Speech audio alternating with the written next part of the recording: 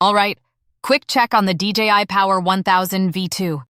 If you're a content creator, drone pilot, or someone who needs clean, portable power for camping, or even light backup at home, this thing is seriously impressive. First off, it packs a 1,024-volt LFP battery and now pushes up to 2,600 ballast output, which means it can run almost anything you'd realistically throw at it: kettles, coffee makers, even some power tools without breaking a sweat. Charging speed is another huge win. You can go from 0 to 100% in under an hour on wall power, and it's almost silent while doing it, around 26 decibels. You also get 4 AC outlets, fast USB-C charging, and full app control through DJI's system, which just makes it feel premium. Downsides?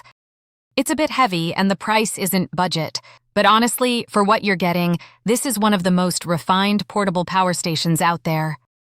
Verdict: yes, it's worth the money.